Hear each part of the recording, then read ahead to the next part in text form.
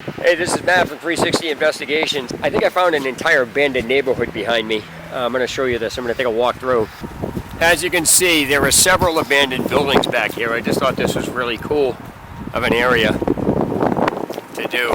So, obviously not going into any of these things because they're so grotesque and overgrown. Let's see this. Yeah, look at this. This is horrible. It's like a garage back here. It's all sitting there and stuff. So, see, can't really see anything in there, but I'm not going to go too far.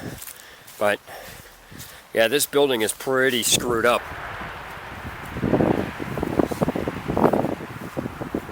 This place smells horrible.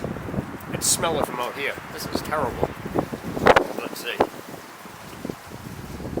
Up here real quick. See something. Ooh. Okay, so this is like pretty picked. Can't see what's up here, but I'm going to get some overview on the roof. So, this will do it.